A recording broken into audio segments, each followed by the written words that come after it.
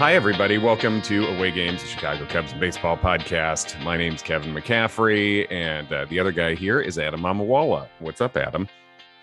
Not too much. I'm getting ready to see my first Cubs game of the year. You've already seen them once. I know it was very exciting for you, but our Cubbies are coming to Yankee Stadium. They are, and I'm going to be seeing, I guess I'm seeing two of the games now. I was just going Nice. to be seeing one, but yeah, I'm going to be going on Saturday and Sunday. You're covering Friday, right? Yes. Mm-hmm.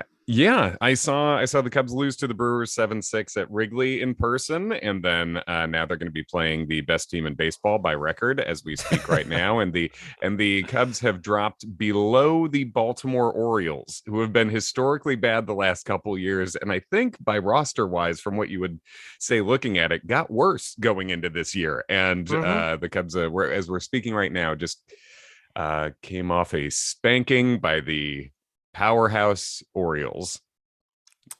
Yeah. What a time. Follow us at Away Games Pod on Twitter and Instagram. Where to begin? All right. So you got any good stuff? What are you feeling good about? We got to see Caleb Killian debut in the past week. Let's start there. I know you were excited about that. Yeah, no, he came up wearing jersey number 45, looking strong, classic as a starter. He struck out the first two hitters he faced, which was great. And I think you saw, I think his line ended up being, what, 5 1/3 with 3 runs given up. Basically just ran Yep. into trouble in the fourth against the Cardinals. But this is probably the, I mean, I guess if you can say homegrown because he was part of the Chris Bryant trade. The Chris Bryant trade brought over Caleb Killian and Alexander Canario, who's right now basically a power only prospect in Double A. He's hitting a lot of Right. bombs and hitting not much else, but he's got some skill there. But it seems like Killian is going to be the jewel of that deal. And this is Certainly. the most highly thought of pitching prospect to come up from the Cubs from minor league system. I mean, you could say since maybe like Jeff Samardzija, as far as homegrown. I guess Kyle Hendricks was someone who they traded for in a similar way.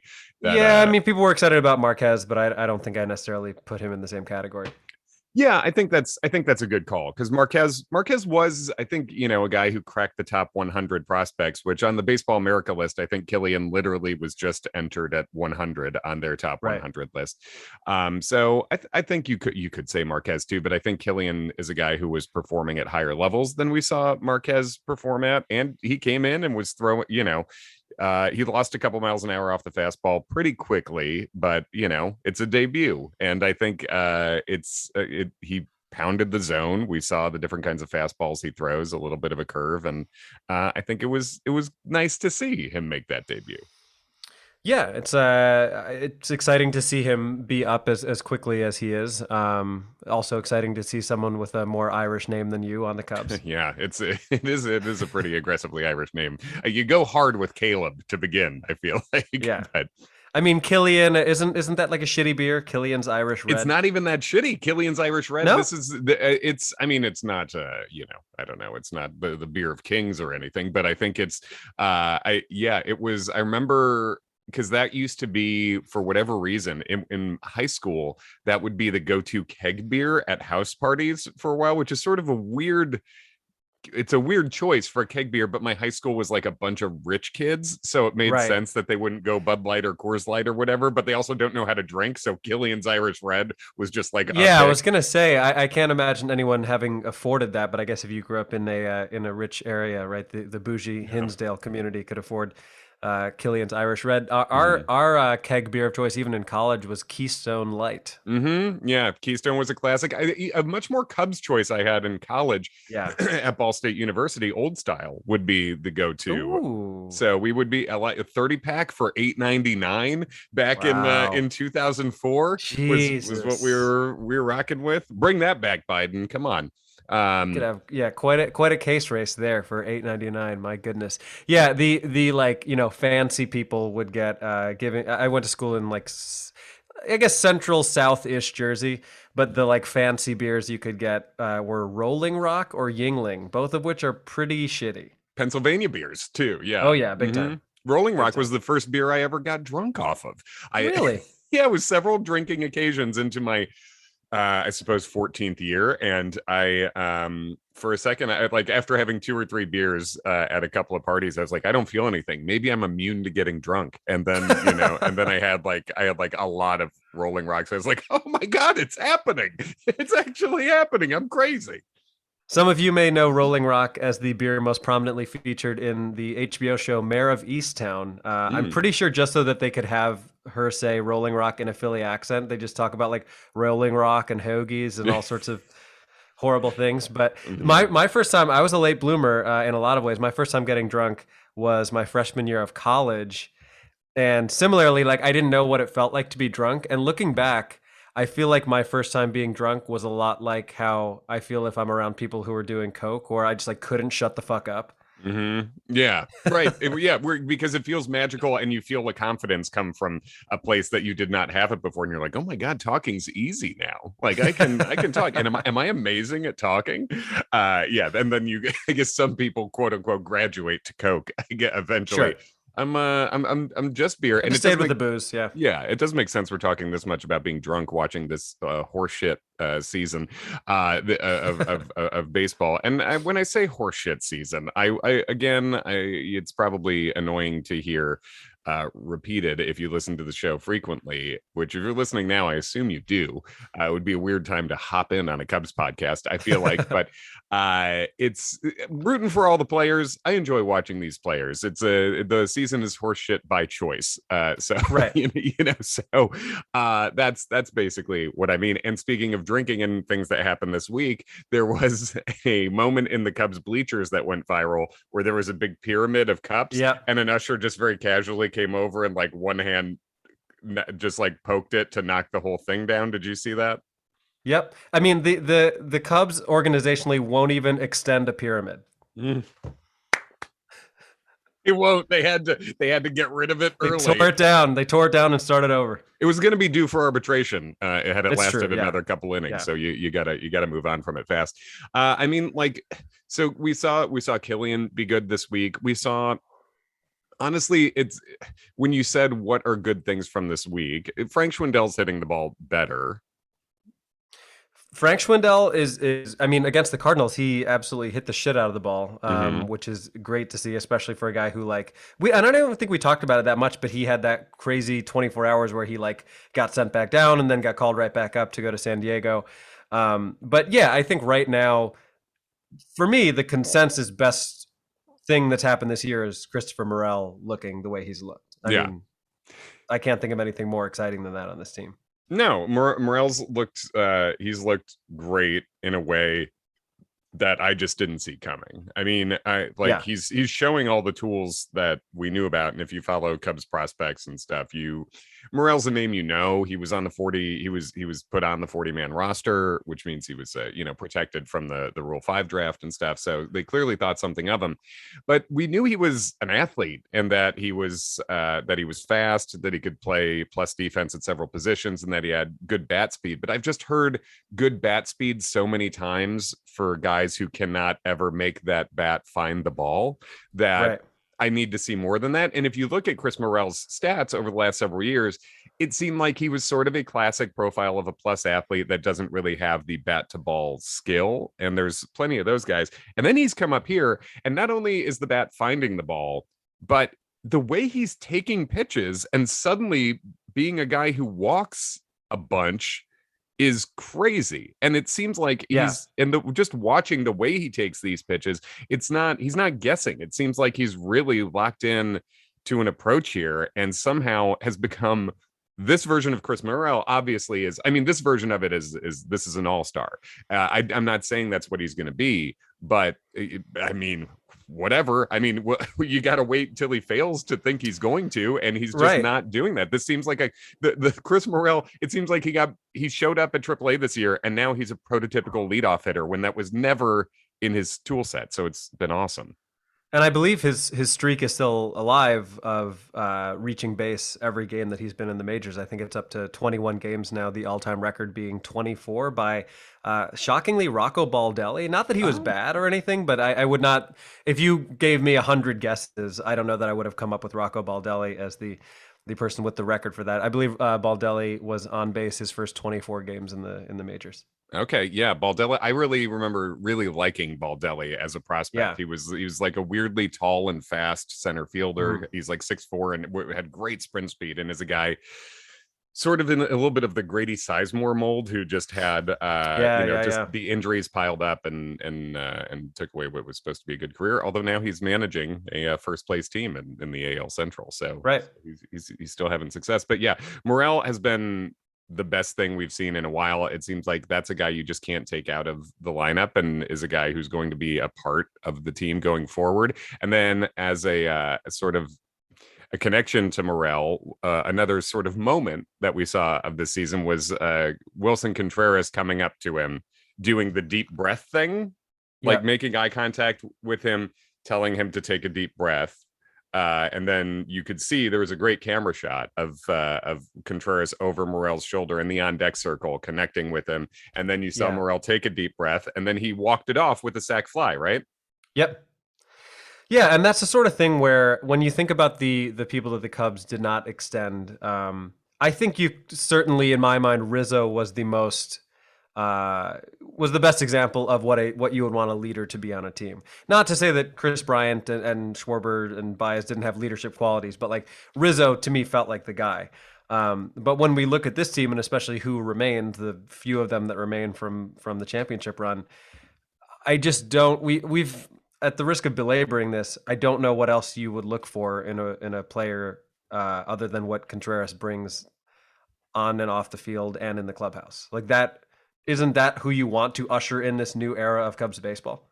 I mean, unless you're sort of a weak, insecure man who needs to completely purge the team in every way from what it was when the more famous guy ran the team, then, Right. for your own edification, for your own ego, so that you can say, this is completely my team and there's no traces of anyone who was here before. I mean, that to me, that's the only reason why you would not want Willson Contreras around as a leader of your team. And when we talk about and in terms of bright spots, it's it's funny that we don't think of Willson Contreras first. Willson Contreras leads the majors in wins above replacement by catchers right now. In fifth Right. place, his brother, the other Contreras, William Yeah, who's not even Contreras. starting every game, I don't think, unless that's changed recently. He's been starting more, but he's been moving around a little bit. So he's also played some left field, as Willson did when he came up too. He's Yeah. they're both Contrerases are catchers who, as far as like quick twitch explosiveness, are a little more than you usually get from catchers.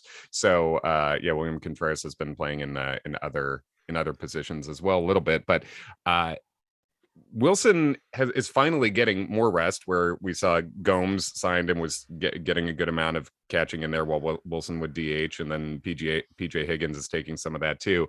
And this is just, he's already a two-time starting all-star. This is an all-star bat. This is he would, if the Cubs are winning, this would be a guy Right. who would be on the edges, a little down the list, but on the edges of the MVP conversation. And if you can keep his legs fresh in this way, and you sign just any kind of decent backup catcher, I mean, even the raw numbers, the exit velocity coming off the bat is at the highest it's ever been in his career. This is just a guy who, I understand he's 30. I understand catchers age quickly, but also Willson Contreras didn't start catching until he was pretty old. He was converted from third base, Right. I think, at 23 or 24. Yeah, this guy's not someone who has the wear and tear of a kid who's been catching since he was 14. Exactly. So I think that's something you have to think about, in addition to his plus athleticism at the position. And when we're told that, yeah, it's clearly a rebuild, even though Jed doesn't know words and is scared at, what the definition of is Right. trying to listen to this guy who's Yeah. not new to the job, by the way. He was a GM Mhm. over a decade ago, but he acts like he's new whenever he's confronted with the media. So if this is going to be a large market team rebuilding, if they have any thoughts of competing in the next 2 years, you have the best catcher in baseball. This is the guy you would sign in free agency right now in this offseason. Yep. You have to start getting top 5 players at these positions if you want to compete. So anyway, you guys know our stance on that. Yeah, and to be clear, like, it's, I guess when I say the most exciting thing going on with the Cubs this year, the asterisk there is like most exciting thing that I wouldn't have seen coming. Like, not that Yes. I take for granted that Contreras is going to be great, but I know he's a great player. So that's not the first thing that comes to mind as much as someone like Morel coming up and making an impact immediately. But yeah, like I think you would agree with the fact that like, yeah, if the Cubs flip Yan Gomes at the deadline, sure, let PJ Higgins be the backup. That's fine. Mhm. Like, Right. I, flip him, flip David Robertson, and get me something more than Nick Madrigal in return for him. Like Hmm. there are pieces that are set up to flip that we're totally fine with. I just don't. I don't want a complete flip, and I No. will. I guess you'll be missing this on Friday, but I get to see your boy Kyle Hendricks, who's lined up to face the Yankees on Friday, and then I guess you and I will both see Matt Swarmer, who's also been a really good story, It's been really good. and he will be pitching. I mean, talk about a test on the road against a team like the Yankees. Hmm. Um, but yeah, so I guess thoughts. What are your thoughts on Swarmer? And then we're recording this on Wednesday after Keegan Thompson's toughest outing of the year, which still leaves him at like a sub 3 ERA. But what are your thoughts on the two of them? Yeah, so first off with Swarmer is a guy who he's basically a two-pitch pitcher, but his slider is so weird. It's a slider that moves pretty much straight up and down. It almost looks like a 12-6 slider, which isn't a thing that you So almost is it ever the hear. old slurve? Okay, see, it's like a slurve, I think, is the like loopier side to side typically, or the more like diagonal. So I don't know Right. what it is, but this is actually, I think, an example of something the Cubs pitching infrastructure has done well, and like has done well in a way that's beyond just average luck of the draw. Sometimes pitchers will succeed in your system because it's just averages. I think the two instances we can look at with that most clearly is Scott Efros, who they had change his arm angle and then has turned into a reliable reliever coming from the side like that, and then Swarmer adding the slider was something that was coached up and coached into him. And Right. I mean, you can't argue with the results he's had so far. It's two games of 6 innings and 1 earned run. And no one looks comfortable facing him. He is mostly a two-pitch pitcher, which leads me to think there's a Right. good chance that this is more of like, and this I say this with a compliment, like a Michael Wirtz style reliever, and Wow. What a throwback there. yeah, I mean, when I just a guy who has like, it's not crazy stuff, but it's consistent stuff and consistent two Right. pitches, and he's going to give up a homer every once in a while when he leaves one over, but he's funky enough. And like, apparently this is something I heard from I believe it was from the CHGO podcast. Brendan Miller was pointing this out, who does a very good job analyzing, like getting really deep in the weeds on pitching. But even though Swarmer's not that tall, he releases the ball so high that it's like no one in the league has a more extreme vertical release point than Huh. him. Up at The he's anti-Efros. the anti-Efros. Yeah, exactly. It's like they went two different directions with it. And so he's releasing the ball from like 6'7", and it just gives a weird look. So yeah, I think that's That would been actually be great. interesting to think about, like Efros coming in immediately after him in the middle of an inning and how jarring that would be as a hitter. And this is something we're told that, like, it just release points that's sort of like the opposite of tunneling, right? Where tunneling is getting every pitch to come from exactly the same release location. So you're not more or less. So it's the deception is up because you don't know it. You're not given a clue that like, oh, his hand's over here, so that's going to be a curve. Right. Um, but yeah, that would make for an interesting sort of piggyback between those two. And then I guess, yeah, Keegan Thompson just didn't have it yesterday. And I'm like, so not worried about that right now. Right. Like he wasn't going to go the whole year, like chasing Bob Gibson's ERA title. You know what I mean? Like he was. No. So I think like watching him struggle for the first time is fine. He didn't have the command. He was he back to back beaned the 7 and 8 hitters in one of the worst lineups in baseball. Like, okay, you don't have it if you're doing that. And he gave Right. up several homers. The only thing I want to see from him is I don't want the Cubs to be reactionary. Like keep him in the starting rotation for a while. Right.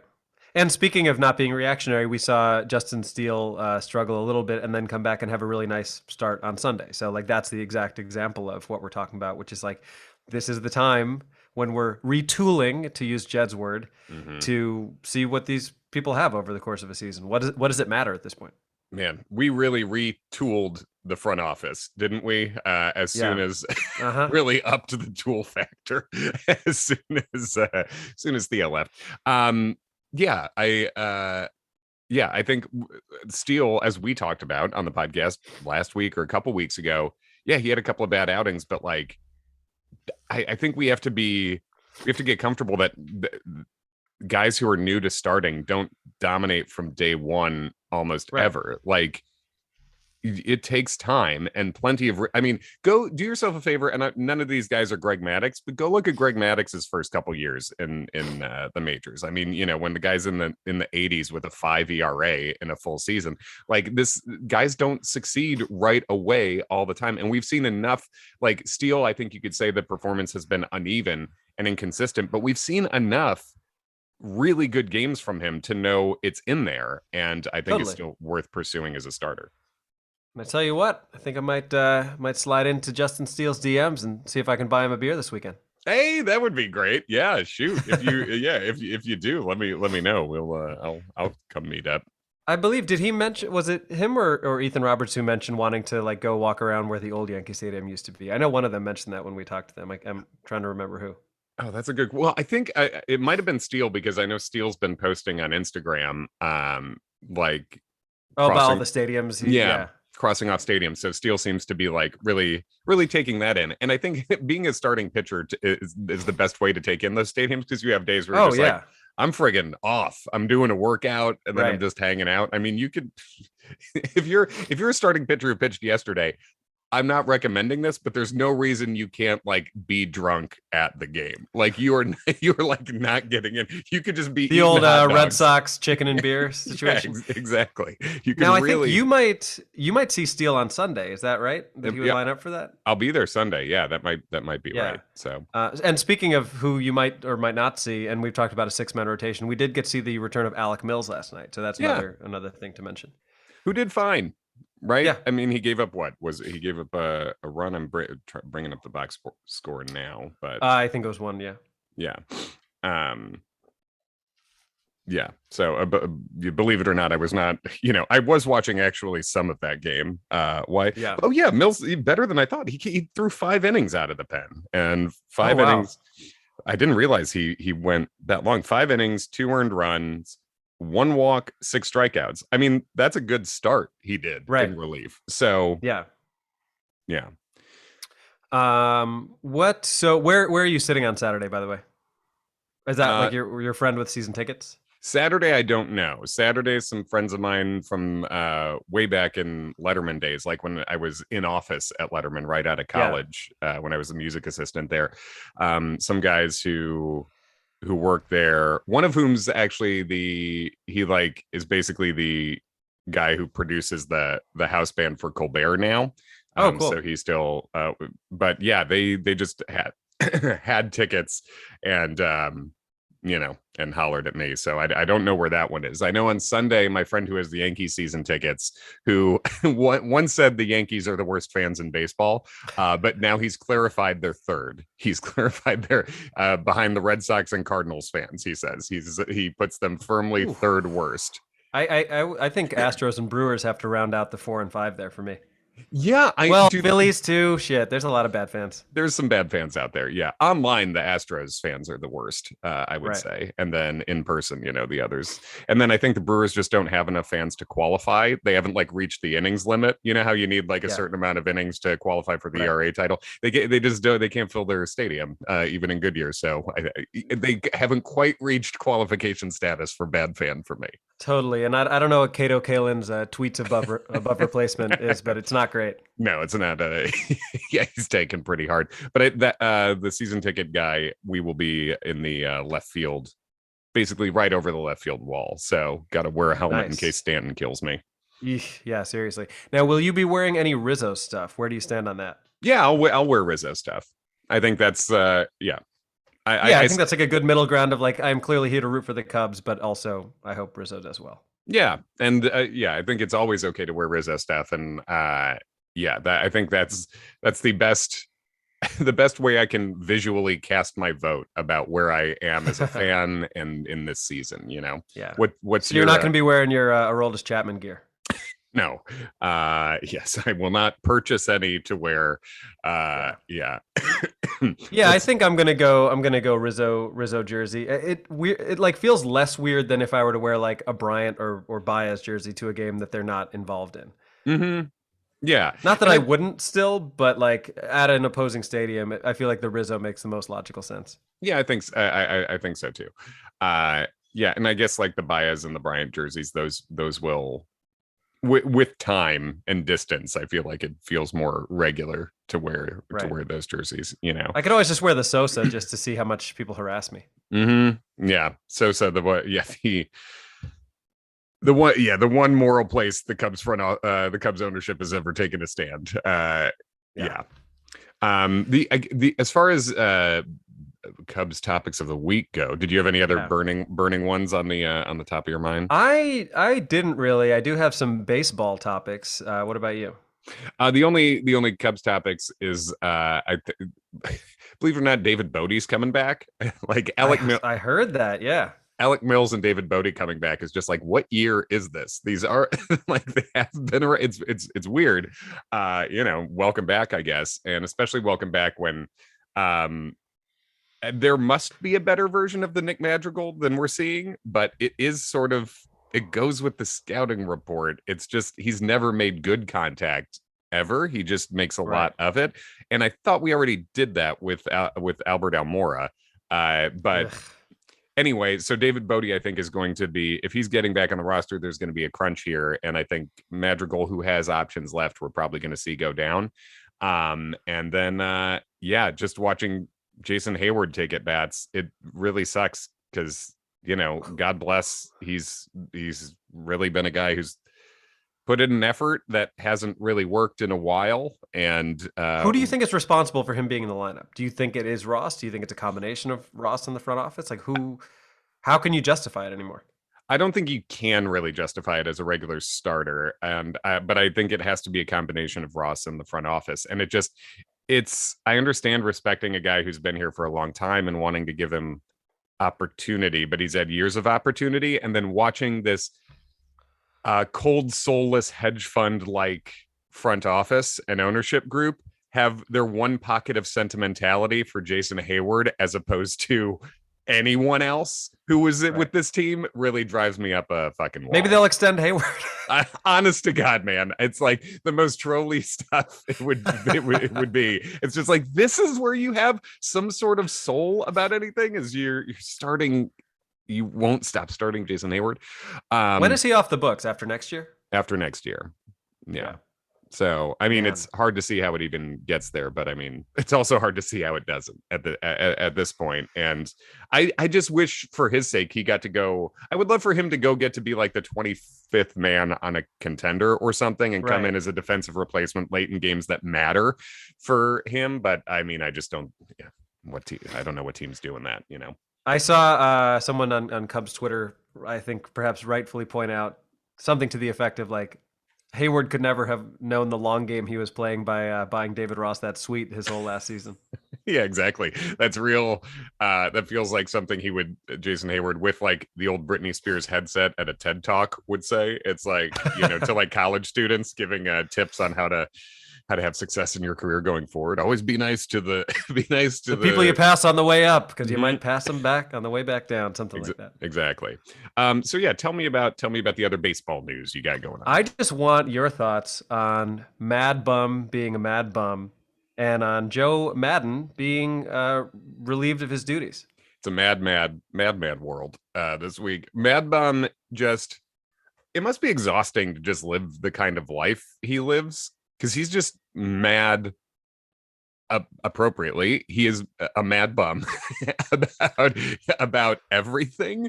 Like this week, the main thing I saw, and it's probably what you saw too, was like Joey Votto had some sort of hit of note. I think it was like his 800th extra base hit or something like that. Something specific.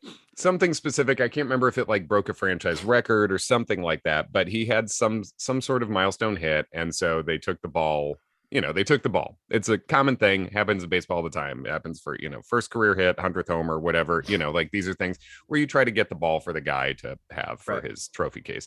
And MadBum was furious about it. And then they gave him a new ball, and then he just angrily threw it away off to the side. Like, no, I'm mad at this ball now because I wanted the other ball. And it's funny because the other ball that he was angry about not keeping was one he gave up a hit on. That ball wasn't working for you, dipshit. Like, you just, Right. Joey Votto just ripped that one. You should want a new ball.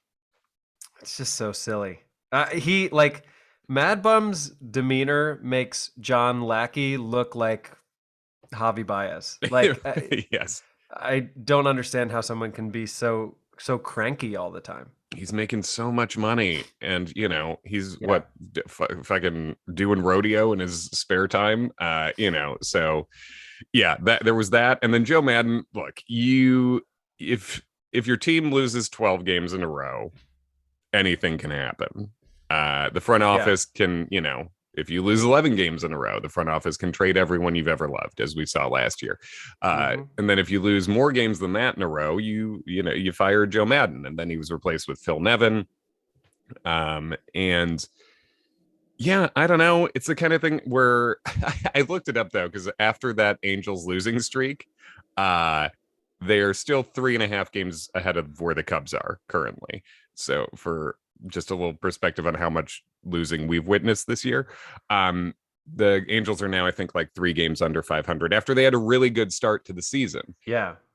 So I don't know. I don't think Joe Maddon for today's baseball is necessary. I don't think he's the best manager in the league necessarily, but do I think the next manager coming in will be better? I mean, I have no reason to believe that. I know the Angels can't lose every game the rest of the season. But when you lose 12 games in a row, it's sort of like you have to take what you get, right? Tough week for managers named Joe. Yeah. Girardi got canned. That's right. Another guy with Cubs connections, former Cubs catcher. Joe Girardi was canned in Philadelphia. So, but I mean, both teams that had, I think, rightfully high expectations coming into the year. So it's not completely surprising to see either of them get fired. And sometimes there is that impact of like just there being a shakeup is enough to make a team play better. Like, with all due respect to Mike Quaddy, I don't know that he was the reason the Cubs had a good end to that season. Like sometimes just a change in leadership is enough to, I don't know, rejigger some brains or get people out of whatever funk they're in. Like it's never completely the manager's fault. It can't be.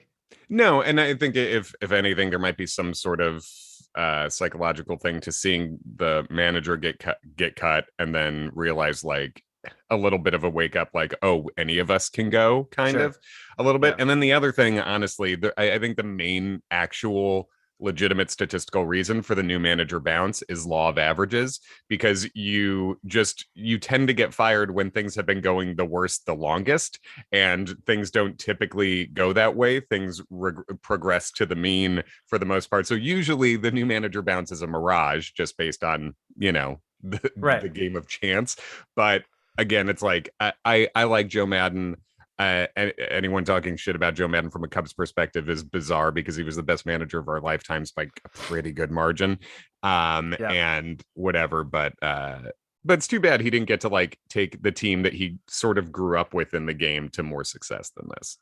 Totally. I was talking to my Mets friend Adam about this yesterday. Like just the idea of Shohei Ohtani starting game 1 of a World Series and also leading off, like how amazing would that be? Yeah, and Trout there too. It's just like, it's weird. It's a different kind of baseball hell than we've experienced, right? Where you're like, we have the 2 most talented baseball players on earth. Why do we suck? It's hard. And then they have Anthony Rendon. They have Taylor Ward is a guy out of nowhere who's been one of the best offensive players in baseball this year. Jared Walsh is good. Like that team does not make sense why they're as bad as they so frequently are, but whatever. Yeah, Anaheim's a soulless city, so it could be. I don't know. There's nothing happening. So yeah, just Disneyland and Knott's Berry Farm. When you put it like that, it's better than I even was thinking. But yes, but yeah, I think that's all the baseball news I have. I think that's all I have as well. That's it. Yeah, maybe we'll see each other at the old. Speaking of soulless husks, the old new Yankee Stadium this weekend. Yeah, what a place. Yes, the new yeah, it looks like a place that meant something. So a little bit. Nothing says baseball like a Peter Max art studio in the concourse. Yeah, Fucking friggin' losers. every man, you fucking losers. Bye, everybody at Away Games Pod.